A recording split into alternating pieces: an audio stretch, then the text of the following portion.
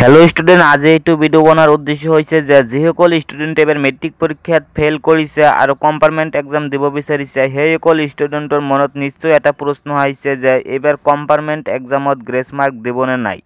যদি grace mark দিয়ে তেনেহলে কিমান গ্রেস মার্ক দিব, এই সকলোবোৰ কথা তোমালোকে আজি এইটো ভিডিওৰ জৰিয়তে জানিব পাৰিবা।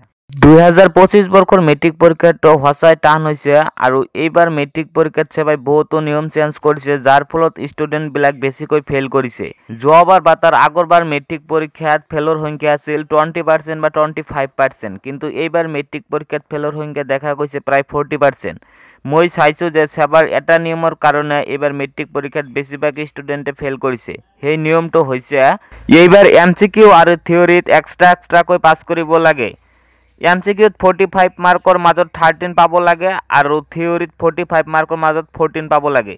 যদি কোনোবা ষ্টুডেণ্টে MCQত 45ৰ মাজত 30 পাইছে আৰু থিয়ৰিত 10 পাইছে, সেইজন ষ্টুডেণ্টক ফেল কৰাই দিয়া হৈছে। যিসকল ষ্টুডেণ্টে এটা বা দুটা ছাবজেক্টত ফেল কৰিছে সেইসকল ষ্টুডেণ্টক গ্ৰেছ মাৰ্ক দিছে।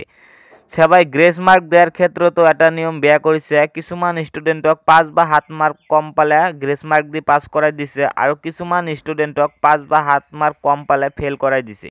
মই দেখা পাইছোঁ ইলেক্টিভ আৰু এছামিজ ছাবজেক্টত যদি কোনোবা ষ্টুডেণ্টে বেয়া কৰিছে সেইজন ষ্টুডেণ্টক 10 মাৰ্ক গ্ৰেছ মাৰ্ক দি পাছ কৰাই দিয়া হৈছে। গ্ৰেছ মাৰ্কটো এনেকুৱা মাৰ্ক, সেইটো বৰ্ডৰ ওপৰতহে ডিপেণ্ড কৰে। মেট্ৰিক পৰীক্ষাত বহুতকে গ্ৰেছ মাৰ্ক দি পাছ কৰাই দিয়া হৈছে। এতিয়া কথা হৈছে কম্পাৰ্টমেণ্ট এক্সামত গ্ৰেছ মাৰ্ক দিয়া হয় নে নহয়।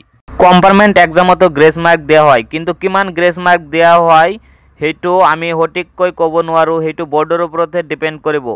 যদি তুমি কোনোবা এটা ছাবজেক্টত 4-5 মাৰ্কৰ কাৰণে ফেল কৰিছা তেনেহ'লে তোমাক গ্ৰেছ মাৰ্ক দি পাছ কৰাই দিয়া হ'ব, কিন্তু কম্পাৰ্টমেণ্ট এক্সামত বেছি গ্ৰেছ মাৰ্ক দিয়াৰ চান্সটো খুবেই কম।